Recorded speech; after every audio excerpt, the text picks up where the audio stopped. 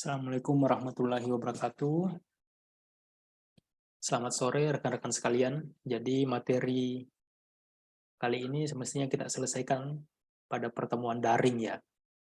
Namun karena persoalan teknis di luar jangkauan ya. Persoalan jaringan, cuaca yang kemudian mengharuskan kita hanya pembelajaran dilakukan secara mandiri, dibantu dengan alat pembelajaran yang saat ini rekan-rekan saksikan, yakni video pembelajaran. Nah, materinya seperti yang saya sudah jelaskan, yaitu pengembangan paragraf. Nah, di pengembangan paragraf ini, kita akan mengetahui bagaimana paragraf dihubungkan melalui sebuah struktur ya, sebuah struktur dalam karangan, baik itu karangan ilmiah ataupun karangan bebas. Nah, dalam sebuah karangan itu paragraf menempati posisinya masing-masing. Ada yang berposisi atau berperan sebagai pembuka, ada yang mempunyai posisi sebagai paragraf isi ataupun pengembang. Kemudian yang terakhir adalah paragraf penutup. Nah, paragraf pembuka ini dipahami sebagai sebuah cara ya untuk menyampaikan kepada pembaca apa sih ya yang sebenarnya yang ingin diungkapkan oleh penulis ya.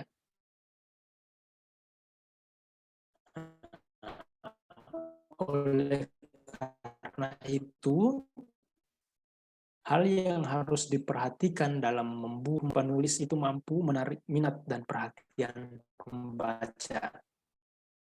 Itu yang pertama. Dan yang kemudian bagaimana pola yang akan disajikan. Ya, jadi ada dua hal yang menjadi tanggung jawab dari paragraf pembuka ini. Menarik minat dan perhatian, kemudian menghubungkan pikiran pembaca dengan masalah yang akan dipaparkan. Nah, untuk mencapai hal tersebut, ada strategi atau teknis tertentu. Di sini salah satu caranya dengan mengutip pernyataan, ya pernyataan dari ahli atau biasa kita sebut dengan teori ya, untuk memberikan rangsangan kepada pembaca. Bisa juga melalui fenomena-fenomena yang ada, ya melalui fenomena-fenomena yang ada yang ditangkap oleh peneliti dan dikenali oleh pembaca. Itu. Oke, itu paragraf pembuka, kemudian kita lanjut ke paragraf isi. Nah, di paragraf isi ini, itu bertujuan atau dibentuk untuk mengungkapkan pokok pembicaraan yang telah dirancang. Ya, jadi masalah isi dari paragraf ini adalah masalah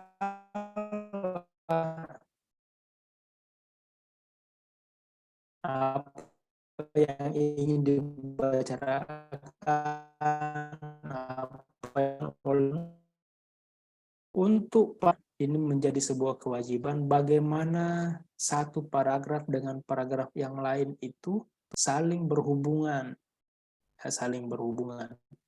Jangan sampai dalam satu paragraf A misalnya ya, dia membahas masalah masalah tertentu, anggaplah masalah masakan, kemudian paragraf selanjutnya justru membahas masalah minuman. Itu tidak tidak apa namanya? Tidak berhubungan satu dengan yang lain, tidak serasi.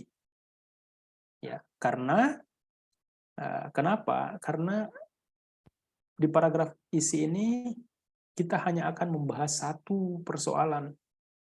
Kalau misalnya bagaimana jika di paragraf isi ini terdiri dari berbagai persoalan. Nah, itu kita bagi menjadi sub-sub ya, sub-sub bab atau sub chapter. Subbab ya, subbab bagian. Nah, itu kita bisa bicara banyak hal dengan membagi, tetapi dalam satu hal yang kerangka besarnya, ya, antara satu paragraf dengan paragraf yang lain itu harus saling serasi. Nah, bagaimana caranya? Di sini ditawarkan beberapa strategi. Salah satunya itu ekspositoris, deskriptif, naratif, dan argumentatif. Ya, kita akan jelaskan. Kemudian paragraf penutup. Nah, paragraf penutup ini berisi sebuah kesimpulan dari semua yang telah kita bahas pada bagian pembahasan, ya. Nah, paragraf penutup ini uraiannya tidak boleh terlalu panjang daripada pembahasan.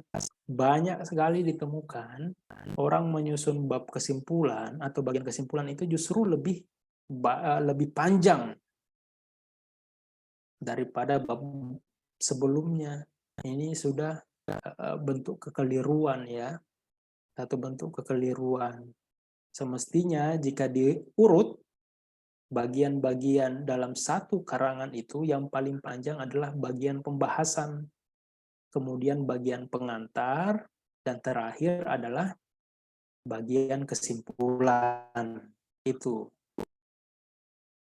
Nah, sekarang kita masuk ke paragraf deskripsi. Di sini penjelasannya yakni memberikan gambaran menggunakan panca indera. Seperti contoh yang ada, di sini kantor itu dicat merah menyala, mencolok dibandingkan dengan kantor sejenis di komplek itu. Ketika kami masuk, kami melihat lobi kantor yang cukup berantakan. Meski berantakan, fasilitas di kantor itu lengkap dan lain-lain seterusnya. Nah, kira-kira pertanyaannya, untuk menggambarkan atau mendeskripsikan hal yang seperti ini, panca indera apa yang berfungsi atau yang digunakan? Kita menyebutkan merah menyala, mencolok, ya. Ada lobi kantor yang berantakan. Nah, kalau diduga panca indera yang berfungsi di sini adalah panca indera penglihatan, mata. Kita melihat merah. Kalau kita tidak melihat, menyatakan menggunakan panca indera. Kemudian hal ini masih bisa kita kembangkan. Caranya bagaimana? Menggunakan panca indera yang lain. Panca indera seperti pendengaran. Misalnya, saya mendengar dari masyarakat di sekitar, masyarakat yang tinggal di sekitar kantor tersebut, bahwa kantor itu sudah lama tidak digunakan. Itu pendengar. Kita gunakan lagi panca indera yang lain. Alat penciuman, ya, hidung, pembau. Bisa saja kita ceritakan pada saat membuka pintu, ada aroma yang berbeda dari kantor tersebut. Itu kita gunakan lagi untuk paragraf, ya. Kemudian ada paragraf eksposisi. Nah, paragraf eksposisi ini merupakan paragraf yang digunakan untuk memaparkan pokok masalah. Ingat, memaparkan pokok masalah atau memberikan informasi. Nah, kalau di sini kita lihat, ya, kata kuncinya adalah kata ini, adalah. Kemudian ada kata merupakan. Nah, ini menunjukkan bahwa apa yang disampaikan oleh penulis itu merupakan sebuah informasi yang ditawarkan dapat. Biasanya informasi-informasi ini dalam atau kutipan, ya, atau kutipan.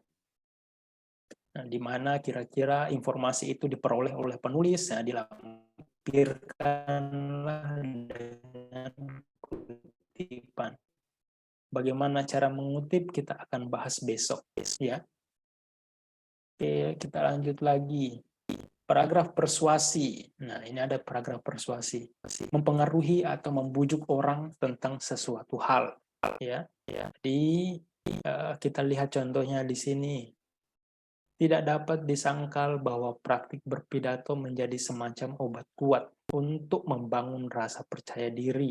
Jika rasa percaya diri itu sudah besar, kita dapat tampil tenang tanpa digoda rasa malu, takut, dan grogi.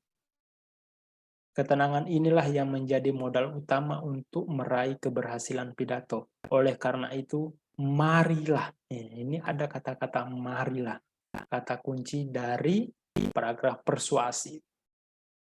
Ya, marilah kita melaksanakan praktik berpidato. Ya, jadi kata seperti ayolah, marilah, bersama-sama. Nah, itu merupakan ajakan. Ya, kita lanjut ke argumentatif. Nah, dalam paragraf argumentatif ini digunakan untuk mengemukakan satu pikiran dengan alasan yang logis, ya. Jadi ada pikiran di dalamnya, pikiran penulis. Tetapi pikiran itu harus didukung oleh alasan-alasan yang logis, ya. Jadi tidak hanya sekedar mengungkapkan pikiran, tetapi bukti yang mendukung munculnya argumen tersebut. Kita lihat contohnya. Kalau di contoh ini, kita bisa identifikasi bahwa argumen atau pendapat, ya, pendapat dalam paragraf ini terletak di akhir, ya.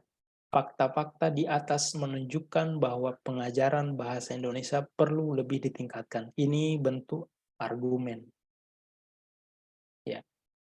Pertanyaan selanjutnya, alasannya mana? Ya, alasannya terletak dari kalimat-kalimat sebelumnya, ya.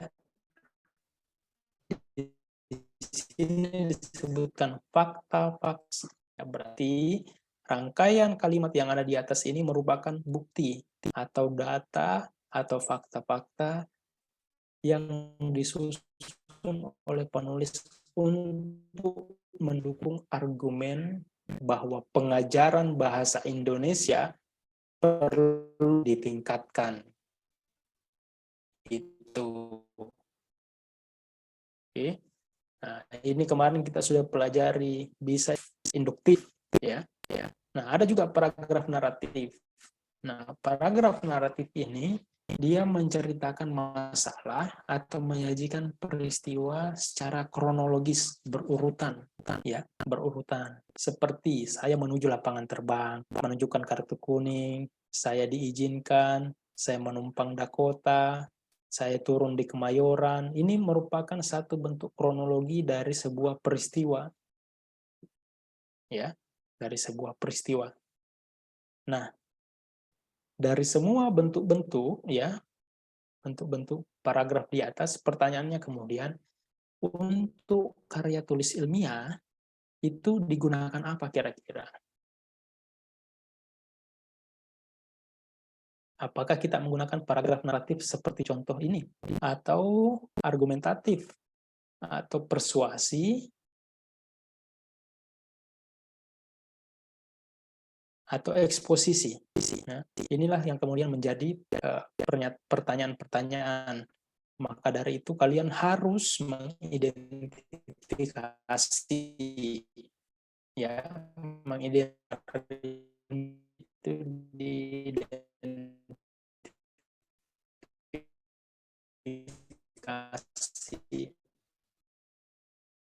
sebagai sebuah persyaratan kelulusan paragraf yang nih mengembangkan. Untuk sebagai latihan,